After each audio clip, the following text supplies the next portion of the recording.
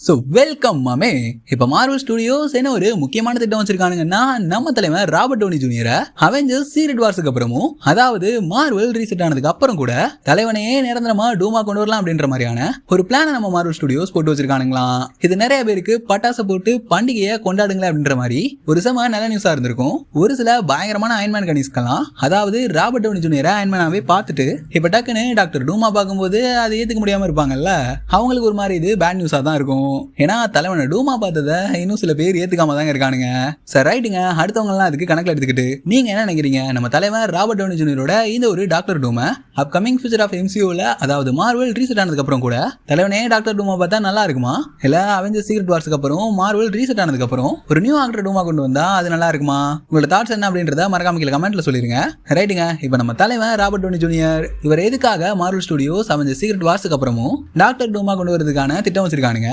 So இவரே doctor டூமா எம்சியோட அடுத்தடுத்த பேஸ்ல எல்லாம் பார்க்க போறோம்னா, நம்ம தலைவர் ராபர்ட் டவுனி ஜூனியர் இவர் பிளே பண்ற இந்த ஒரு டாக்டர் டூமுக்கு சீக்ரெட் வார்ஸ்க்கு அப்புறம் என்ன மாதிரியான கதையெல்லாம் கொடுக்கப்படலாம் அப்படின்றதான் இந்த ஒரு வீடியோல தெளிவா பார்க்க போறோம். ரைட்டுங்க, வீடியோ ஆரம்பிக்கிறதுக்கு முன்னாடி இந்த மாதிரி இன்ட்ரெஸ்டிங்கான மார்வல் கண்டென்ட்ஸ்க்கு யோசிக்காம இந்த வீடியோக்கு லைக் பண்ணிட்டு ஹைப்னு ஒரு ஆப்ஷன் வேற இப்போ யூடியூப்காரன் எனபிள் பண்ணிருக்கான். இப்போ அந்த ஹைப்பையும் தட்டி விட்டு நம்ம வீடியோக்கு ஹைப் பண்ணி விட்டுருங்க. இந்த மாதிரி இன்ட்ரெஸ்டிங்கான மார்வல் கண்டென்ட்ஸை நீங்க மிஸ் பண்ணக்கூடாதுன்னா நம்மளோட மார்வல் பயல்கடா சேனலை மறக்காம சப்ஸ்கிரைப் பண்ணி வச்சுக்கோங்க.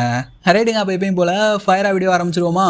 இப்போ நமக்கு ரீசெண்டாக கிடைச்ச இந்த ஒரு லீக் படி பார்த்தோம்னா, டேனியல் ஆர்பிகே இவர் தான் மார்வல் சம்பந்தமான சம் இன்ட்ரெஸ்டிங்கான லீக்ஸ் எல்லாம் நம்ம கொடுப்பாரு. ஸோ இவர் லீக் பண்ண ஒரு முக்கியமான விஷயம் தான் நம்ம தலைவர் ராபர்ட் டவுனி ஜூனியர் டாக்டர் டூமா மார்வலோட ரீசெட்க்கு அப்புறமும் இவர் தான் பிளே பண்ண போறாரு அப்படின்ற மாதிரியான விஷயத்த நேற்று தாங்க லீக் பண்ணிருப்பாரு.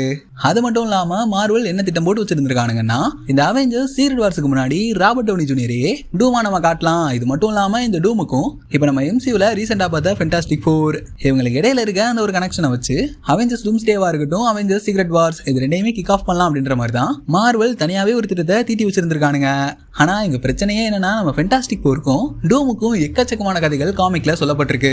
சோ அதுல எந்த மாதிரியான ஒரு கதையை கொடுத்து அவெஞ்சர்ஸ் டூம்ஸ்டேல நம்ம டாக்டர் டூமுக்கும் இப்போ நம்ம பார்த்த ஃபென்டாஸ்டிக் ஃபோருக்கும் என்ன மாதிரியான கனெக்ஷன் கொடுக்க போறாங்க அப்படின்ற மாதிரி சுத்தமா ஐடியா இல்லைங்க. ஆனா இங்க இந்த விஷயத்தை நமக்கு லீக் பண்ண அந்த டேனியல் ஆர்பிகே அந்த மனுஷன் சொல்றது என்னன்னா, இப்பதான் Marvel Studios Robert Downey Junior Avengers Secret வார்ஸ்க்கு அப்புறமாவும் டூமா கொண்டு வரலாமா அப்படின்ற டிஸ்கஷன்ல இருக்காங்களாம். ஏன்னா மார்வலை பொறுத்த வரைக்கும் எந்த ஒரு முக்கியமான முடிவுகளுமே டிஸ்கஷன் பண்ணாமலாம் எடுக்க மாட்டாங்க.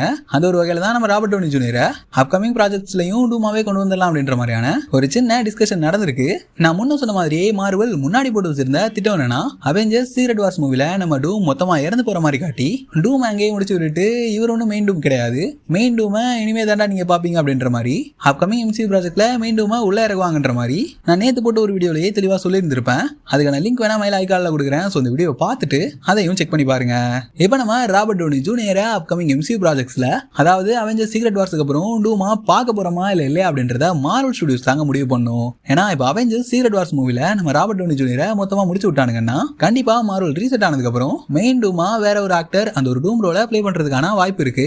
இல்ல மார்வல் ஸ்டுடியோஸ் தலைவனையே டூமா வச்சுக்கலாம் அப்படின்ற மாதிரி முடிவு பண்ணிட்டானுங்கன்னா, சீக்ரெட் வார்ஸ்ல நம்ம ராபர்ட் டவுனி ஜூனியரோட இந்த டூம் இறந்து போகாம திரும்ப மார்வல் ரீசெட் ஆனதுக்கு அப்புறம் மெயின் டூமா ரிட்டர்ன் ஆகலாம். பட் இங்க சீக்ரெட் வார்ஸ்ல நம்ம ராபர்ட் டவுனி ஜூனியரை மொத்தமா முடிச்சு விட்டானுங்கன்னா, அதாவது டாக்டர் டூமை முடிச்சு விட்டானுங்கன்னா ஒரு நியூ ஆக்டர் தான் சீக்ரெட் வார்ஸ்க்கு அடுத்து எம்சியூ ரீசெட் ஆனதுக்கு அப்புறம் மெயின் டூமா நம்ம அப்கமிங் மார்வல் ப்ராஜெக்ட்ஸ்ல பார்க்க போறோம்.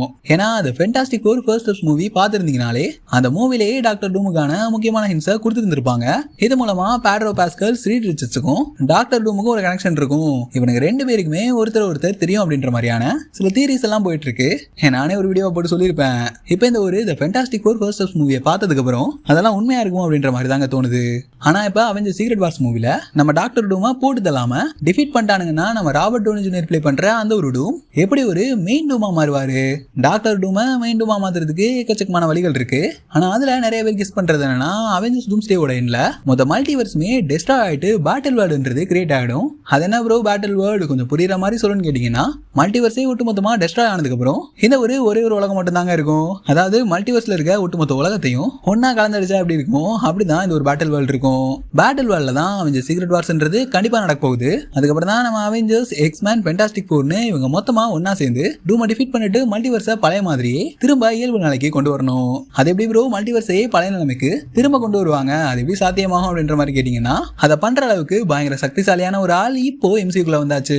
அது வேற யாரும் கிடையாது, நம்மளோட பிராங்க்லின் ரிச்சர்ட்ஸ் தான். ஏன்னா அந்த அளவுக்கு ஒரு பயங்கரமான சக்திசாலி தான் நம்மளோட Franklin Richards. The Fantastic Four First Steps movie பார்த்துருந்தீங்கனாலே தெரியும். ஏன்னா கேலக்டிஸே ஃபென்டாஸ்டிக் ஃபோர் மெம்பர்ஸ் கிட்ட அவர் ரொம்ப பயங்கரமான ஆளாச்சு அப்படின்ற மாதிரி பிராங்க்லின் ரிச்சர்ட்ஸ் எந்த அளவுக்கு சக்தி வாய்ந்தவன் அப்படின்றத தெளிவாவே கேலக்டிஸே சொல்லி இருந்திருப்பான். இவ்வளவு ஏன் காமிக்ல கூட நம்ம பைபிள்ல பிராங்க்லின் மல்டிவர்ஸை ஒட்டுமொத்தமா ரீஸ்டோர் பண்ணிருப்பாங்க.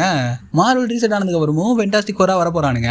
ஏன்னா ஃபென்டாஸ்டிக் ஃபோரை எத்தனை டைம் ரீசெட் பண்றது, ஏற்கனவே பல டைம் ரீசெட் பண்ணி ஓடிட்டு இருக்கான் அவன். இப்ப நம்ம பார்த்த ஃபென்டாஸ்டிக் ஃபோரே மூவியோட பாக்ஸ் ஆஃபீஸ் கலெக்ஷனா இருக்கட்டும், ரேட்டிங்ஸ்ல எல்லாம் பக்காவா இருக்க பல காரணத்தினால ஃபென்டாஸ்டிக் ஃபோரை ரீசெட் பண்றதுக்கான வாய்ப்பு இல்ல.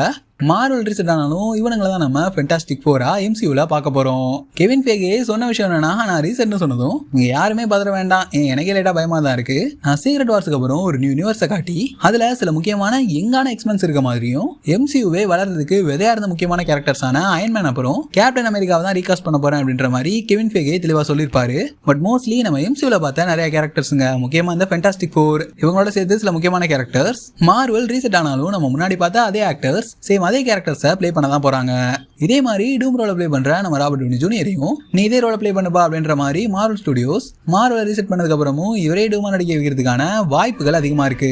எங்க நம்ம ராபர்ட் டவுனி ஜூனியர் டாக்டர் டூமுக்கும் ஃபென்டாஸ்டிக் ஃபோருக்கும் என்ன மாதிரியான கனெக்ஷன் இருக்க போகுது அப்படின்றத நம்ம வெயிட் பண்ணி தான் பார்க்கணும். ஆனா ஏன் காமிக்ல பார்த்த மாதிரியே இருக்கக்கூடாது, இங்க நம்ம டாக்டர் டூம், ரீட் ரிச்சர்ட்ஸ் இவனுக்கு ரெண்டு பேருமே ஒரே காலேஜ்ல ஒன்னா படிச்சிட்டு இருந்திருக்கலாம். இந்த அவெஞ்சர்ஸ் டூம்ஸ்டே மூவில ஒரு பிளாஷ்பேக்கா நம்ம ரீட் ரிச்சர்ட்ஸும் விக்டர் வான் டூமும் ஒன்னா படிக்கிற மாதிரியான ஒரு பிளாஷ்பேக் கூட அவெஞ்சர்ஸ் டூம்ஸ்டேல சொல்லப்படுறதுக்கான வாய்ப்புகள் அதிகமா இருக்குங்க. அப்படி பார்த்தா இங்க டூமை பத்தி நம்ம ரீட் ரிச்சர்ட்ஸுக்கு தான் அதிகமா தெரிஞ்சிருந்திருக்கணும். இங்க டூமை டிஃபீட் பண்றதுக்கும் அவெஞ்சர்ஸ்க்கும் டூமை பத்தி தெரிஞ்சனால லீடரா நம்ம ரீட் ரிச்சர்ட்ஸ் மாறுறதுக்கான வாய்ப்புகள் அதிகமாவே இருக்கு. பட் இன்னும் ஒரு இன்ட்ரெஸ்டிங்கான ரீசன் இருக்கு நம்ம ராபர்ட் டவுனி ஜூனியரை எம்சியூ ரீசெட் ஆனதுக்கு அப்புறமும் டாக்டர் டூமா வச்சிருக்கிறதுக்கு. இங்க நம்ம ரீட் ரிச்சர்ட்ஸ்க்கும் டாக்டர் டூமுக்கும் என்ன மாதிரியான ரிலேஷன்ஷிப் இருக்க போகுது அப்படின்றத ஃபென்டாஸ்டிக் ஃபோர்லயே தெளிவா சொல்லல. டாக்டர் டூம்கான ஹிண்ட் மட்டும் தான் கொடுத்துருப்பானுங்க. இவன் நமக்கு எம்சியூல டாக்டர் டூம்னா யாரு அப்படின்றது நமக்கு இன்னும் தெளிவாவே சொல்லப்படல. பட் காமிக்ல ரீட் ரிச்சர்ட்ஸ்க்கும் ஜூக்கும் பிறந்த ரெண்டாவது குழந்தைக்கு வெலேரியா அப்படின்ற மாதிரி நம்ம டாக்டர் டூம் தான் பேரே வச்சிருந்திருப்பாரு. பட் அந்த காமிக்ல டாக்டர் டூமுக்கு வேற ஒரு கதை சொல்லப்பட்டிருக்கும். அந்த காமிக்ல ஆரம்பத்துல நம்ம டாக்டர் டூமை வில்லனா காட்டிட்டு அந்த காமிக்கோட கடைசியில நீ நல்லவன்டா, உனக்கு நல்ல மனசு இருக்கு, என் பொண்ணுக்கு நீனே பேர் வை அப்படின்ற மாதிரி ரீட் ரிச்சர்ட்ஸே டாக்டர் டூமுக்கு பேர் வைக்க சொல்லியிருப்பாரு. ஏன்னா காமிக்கோட ஆரம்பத்துல வில்லனா வந்த டாக்டர் டூம் காமிக்கோட எண்டிங்ல ஒரு ஹீரோவா திருந்தி நல்ல மனுஷனா மாறி இருப்பாரு. எப்படின்னா நம்ம எம்சியூல இதுக்கு முன்னாடி பார்த்தா லோக்கி மாதிரி. என்னை பொறுத்த வரைக்கும் டூமை ரெண்டே விதமா தான் எம்சியூட ஃபியூச்சர் மூவில நமக்கு காட்டுறதுக்கான வாய்ப்பு அதிகமா இருக்குங்க. அதுல ஃபர்ஸ்ட்னு பார்த்தோம்னா டூம் இந்த மாதிரி ஆரம்பத்துல வில்லனா வந்து அதுக்கப்புறம் மனசு திருந்தி நல்லவனா மாறி அவெஞ்சர்ஸ் ஸ்கேல் பண்ற மாதிரியான ஒரு ஸ்டோரி போகணும். இந்த மாதிரி நடக்கிறதுக்கு ரேர் தான். பட் அப்படி நடக்காத பட்சத்துல இங்க நம்ம எக்ஸ்மென்ஸ் அவெஞ்சர்ஸ் பத்தாததுக்கு ஃபென்டாஸ்டிக் ஃபோர் அவனுங்களாவது வெளி யூனிவர்ஸ் காரணங்க வச்சு செஞ்சுட்டானுங்க. நீங்க ஏன் யூனிவர்ஸ் தானடா, என்னடா வீட்லயே அடிக்கிறீங்க அப்படின்ற மாதிரி நம்ம டூம் இந்த 3 டீம்டையும் தோத்து போயிட்டு என்னையே தோக்கடிச்சிட்டீங்கல்ல, திரும்ப வந்து உங்களை செஞ்சிடண்டா அப்படின்ற மாதிரி பயங்கரமா இங்க ரிவோல்ட் ஆகி ரிவெஞ்ச் எடுக்கணும். பட் டூம் மனந்திருந்தவான்னு நினைக்கிறீங்க. ஆனா நமக்கு ரீசெண்டா கிடைச்ச நியூஸ் படி இந்த அனிலஸ் அப்படின்ற ஒரு பயங்கரமான வில்லன் எம்சிஓட அடுத்த கட்ட பேஸ்ல வர போறான்.